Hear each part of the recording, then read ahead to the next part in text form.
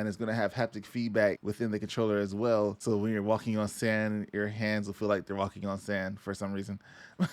What's up, gang? In February, PlayStation talked about the VR headset that's coming to next generation consoles, PlayStation 5, and like some of the changes, like they're trying to be more innovative. They didn't show any pictures of it, but this month, which is March, they decided to show the controller and talk about the controller.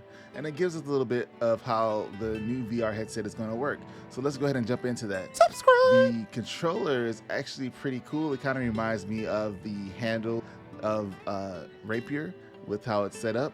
They called it an orb setting of the controller with how your hands sitting here like inside the controller. They said they made it to fit all shapes and sizes of hands, so nobody's hands should get tired. One of the cool things is that it no longer has the orb that we can see here on this particular thing that they use for the PlayStation Move controllers. Now the controllers are sensed by the headset themselves. So I guess it's very similar to the Oculus Quest 2. I haven't really messed with that headset, but I believe that's how that worked, where the controllers were sensed by sensors on the headset itself.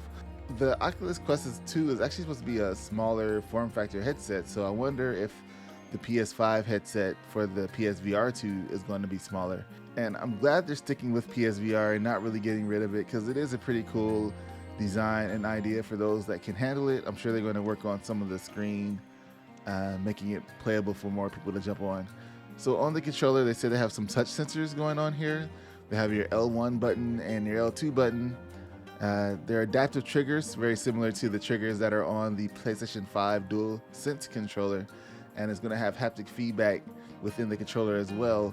So when you're walking on sand, your hands will feel like they're walking on sand for some reason.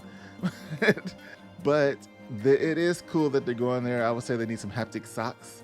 So when you're walking on sand, you can feel it on your feet. That would be kind of cool.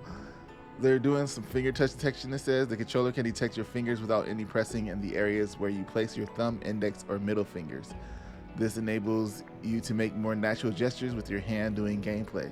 So even though they have the thumb pad on here and the triggers, it'll detect that there's something there, so when you're moving around, it's not like a hard push or a hard pull, which is pretty cool.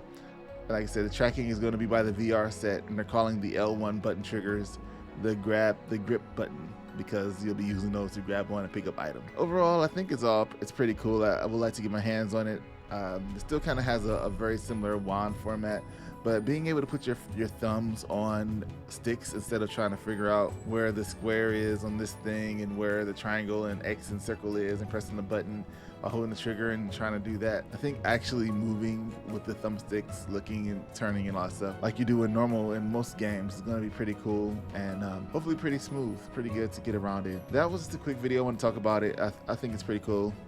I don't know how many times I can say I think it's pretty cool, but I think it's pretty cool. Thanks for watching, guys. Until next time, I'll see you again. Peace.